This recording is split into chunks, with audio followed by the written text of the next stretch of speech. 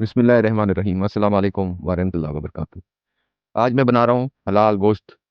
سب سے پہلے ہم گوشت کو دھوئیں گے اچھے سے۔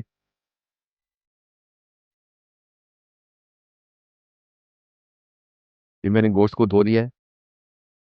اب ہم کڑھائی میں تھوڑا سا تیل ڈالیں گے۔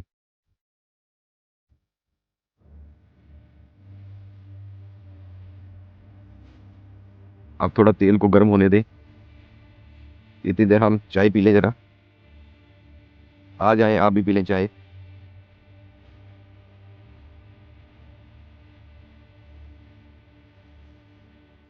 یہ میں نے ادرک اور لہسن کا پیسٹ پہلے تیار کر کے رکھا ہوا ہے،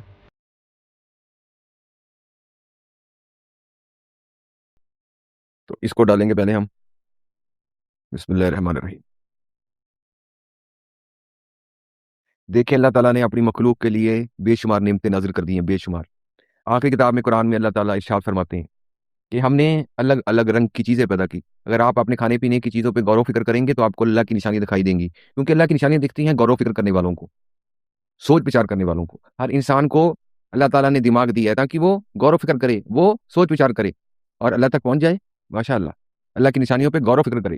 اور آخری کتاب قرآن نازل کر دیا گیا ہے کہ ہر انسان اس کی پاک آیتوں پہ غور و فکر کرے، سوچ بچار کرے کہ ہم کو کھانے کے لیے کون دیتا ہے، رزق کون دیتا ہے، رزق پیدا کیسے ہوتا ہے۔ اگر آپ اپنے کھانے پینے کی چیزوں پہ غور و فکر کریں گے، آج آپ جب اپنے کھانے پر بیٹھیں تو اپنی تھالی پہ غور و فکر کریں، اس میں کتنے رنگ ہیں۔ دیکھیں دال کا رنگ کیا ہے، سبزی کا رنگ کیا ہے، روٹی کا رنگ کیا ہے، پانی کا رنگ کیا ہے، اور یہ تو کچھ چیزیں ہیں، ابھی اس نے تو اپنی مخلوق کے لیے بے شمار نعمتیں نظر کر دی ہیں۔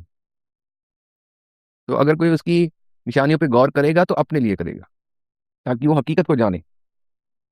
تو اس میں نے سب سے پہلے آئل ڈالا ہے، اس کے بعد تھوڑا سا اس میں نے جیرا ڈالا ہے، اس کے بعد ادرک اور لہسن کا پیسٹ ڈال دیا ہے، اس کے بعد پیاز ڈالا ہے، اور یہ اب میں اس میں ٹماٹر ڈال رہا ہوں۔ اس کو ٹماٹر کو بھی ہم نے مکسی میں کرنا ہے، اس سے کیا ہوتا ہے، اس سے یہ تری گاڑی ہو جاتی ہے ماشاء اللہ۔ تو اس کو ہونے دے گرم۔ آخری کتاب میں قرآن میں اللہ تعالیٰ ارشاد فرماتے ہیں کہ تمہیں زمین و آسمان سے رزق کون دیتا ہے، اور بے شک اللہ تعالیٰ ہم کو رزق دینے والے ہیں۔ تو آخری کتاب قرآن ان باتوں کی طرف غور کرواتی ہے جس کی طرف انسان نے کبھی سوچا بھی نہیں، اس کا خیال ہی نہیں گیا کبھی۔ وہ اپنی دنیاوی باتیں کر کر سو جاتا ہے، اٹھتا ہے پھر یہی کام کرنا شروع کر دیتا ہے۔ تو آخری کتاب قرآن جو اس رحمان کی رحمت ہے، وہ ان باتوں کی طرف غور کرواتی ہے جس کی طرف انسان نے کبھی سوچا نہیں، پھر اللہ کا بندہ اللہ کے حکم سے ہدایت پاتا ہے، اگر وہ ہدایت پانا چاہتا ہے تو، کیونکہ اللہ تعالیٰ تو بے نیاز ہے، جو اس سے ہدایت مانگتا ہے اللہ تعالیٰ اسے ہدایت دے دیتے ہیں، جو اس سے دنیا مانگتا ہے اس کو پھر دنیا دے دیتے ہیں، آخرت میں اس کے لیے کچھ نہیں سوائے آگ کے۔ میں نے اللہ تعالیٰ سے ہدایت مانگی تھی تو اللہ تعالیٰ نے مجھے ہدایت دے دی۔ میری اسلام سے لگن تھی، بچپن سے بے انتہا لگن تھی، اتنی لگن تھی کہ میں آپ کو لفظوں میں نہیں بتا سکتا۔ تو میں نے ایک دن اللہ تعالیٰ سے ہدایت مانگی تو اللہ تعالیٰ نے مجھے ہدایت دے دی، جو اس سے ہدایت مانگتے ہو اسے وہ ہدایت دے دیتا ہے ماشاء اللہ۔ میں جب بھی ویڈیو بناتا ہوں تو میں قرآن اور حدیث بیان کرتا ہوں، کیونکہ یہ ہمارا فرض ہے، تم کو لوگوں کی ہدایت کے لیے پیدا کیا گیا ہے۔ اللہ کے رسول کا حکم پہنچا دو لوگوں تک، ایک بھی آیت معلوم ہو، تو یہ ہمارا فرض ہے۔ تو ہر مسلم کو چاہیے کہ وہ قرآن اور حدیث کو آگے پہنچائے۔ ایسا نہیں ہے کہ ہم امامہ باندھیں گے، کسی جماعت میں شامل ہوں گے، پھر اللہ کی آیتوں کو آگے بھیجیں گے، نہیں۔ اللہ کا بندہ جہاں بھی ہو اللہ کی آیتوں کو آگے بھیج سکتا ہے اگر وہ بھیجنا چاہتا ہو تو۔ اب اس میں نے ڈالا ہے چکن مسالہ،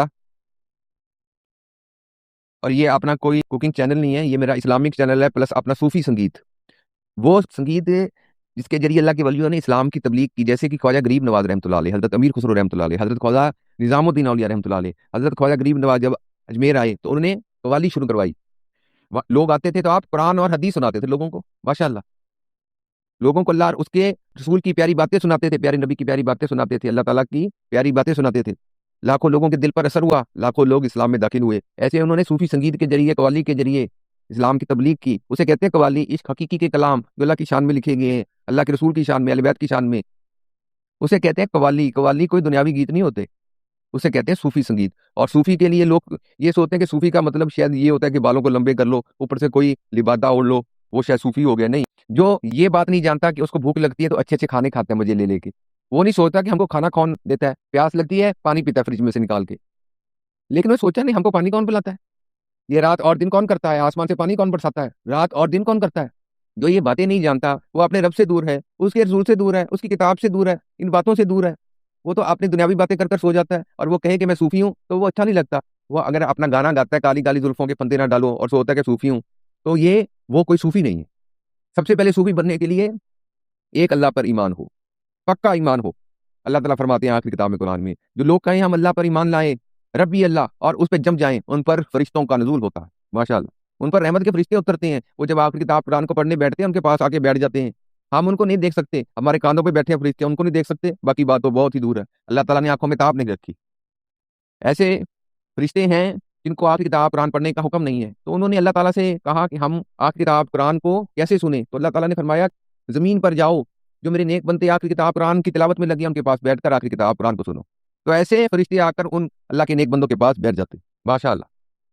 تو جو لوگ اپنے آپ کو صوفی بنانا چاہتے ہیں، صوفی کہتے ہیں، ان کو چاہیے سب سے پہلے ایک اللہ پر ایمان لائیں، اللہ کے رسول پر ایمان لائیں، آخری کتاب قرآن پر ایمان لائیں، اس کے مطابق فیصلے کریں زندگی کے۔ پھر اللہ تعالیٰ امتحان لیتے ہیں اپنے بندے کا، کچھ اس کی طاقت کے مطابق، جتنی اللہ نے اس میں طاقت رکھی ہے، وہ اپنے بندے کی طاقت سے زیادہ اس کا امتحان نہیں لیتا، پھر ایمان حاصل ہوتا ہے۔ ایمان آسانی سے حاصل نہیں ہوتا، اگر آسانی سے حاصل ہوتا سب کے پاس ہوتا، اس لیے یہ سب کے پاس نہیں ہے، یہ کچھ لوگوں کے پاس ہے، اور جس کے پاس ہوگا اسے اپنا فرض یاد ہوگا، وہ اللہ کی آیتوں کو آگے بھیجتا ہوگا، وہ آخری کتاب قرآن کے مطابق فیصلے کرتا ہوگا، اس کے پاس اطاعت ہوگی، ماشاءاللہ۔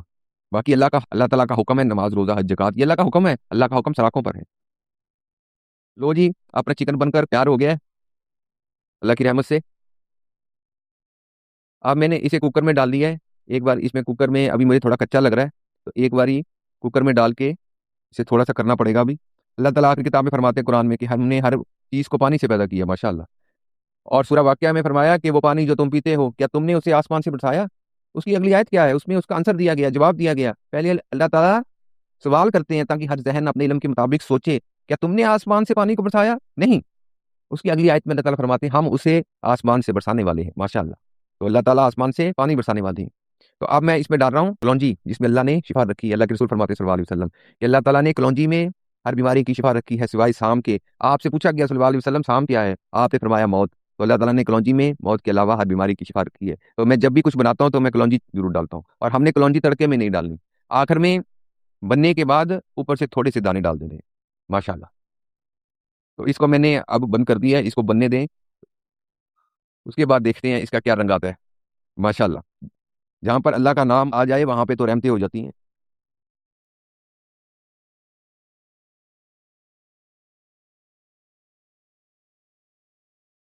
ماشاءاللہ، بسم اللہ الرحمن الرحیم۔ اب دیکھیں کیا رنگ آیا جی، ماشاءاللہ،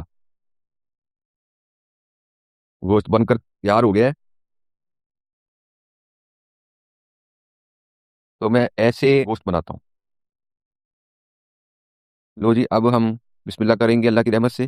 بسم اللہ الرحمن الرحیم، ماشاءاللہ۔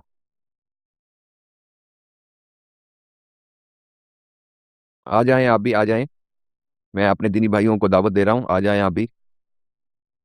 اپنے ہر بھائی سے محبت رکھیں، اللہ کے رسول فرماتے ہیں صلی اللہ علیہ وسلم کہ جب کوئی مسلمان اپنے مسلمان بھائی کی غیر موجودگی میں اس کے لیے دعا کرتا ہے تو اللہ تعالیٰ وہ دعا قبول کرتے ہیں، ماشاءاللہ۔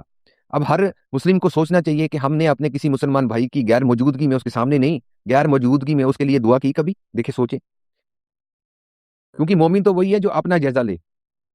ہاں، مومن وہ نہیں جو دوسروں کا جائزہ لیتا، پھر اپنا جائزہ لے، قرآن کی آیتوں کو آگے رکھ کر اپنا جائزہ لے، حدیث پاک کو آگے رکھ کر اپنا جائزہ لے، تو وہ ہے مومن جو اپنا جائزہ لے، خود کے بارے میں سوچے پہلے۔ اللہ تعالیٰ کی کتاب میں فرماتے ہیں قرآن میں ہم نے تمہیں ایک دوسرے کا بھائی کیا ہے، تو ہر مسلمان دوسرے مسلمان کا بھائی ہے، اس سے محبت کرے، اس کے لیے دعا کرے، جو اپنے لیے مانگے ان کے لیے مانگے، کیونکہ اللہ تعالیٰ اپنے عرش عظیم کے نیچے اس دن ان لوگوں کو سایہ دیں گے جس دن کوئی سایہ نہیں ہوگا، جو آپس میں محبت رکھتے تھے اللہ کے لیے۔ یہ حدیث موجود ہے کہ نہیں موجود؟ اب جو چاہتا ہو کہ اللہ تعالیٰ اسے اپنے عرش عظیم کے نیچے سایہ دیں، تو وہ اپنے دینی بھائی سے محبت رکھے، ان کے لیے دعا کرے، جتنی اللہ نے اس میں طاقت رکھی ہے اس کی مدد کرے۔ اوکے جی، شکریہ بہت بہت آپ کا، اللہ حافظ۔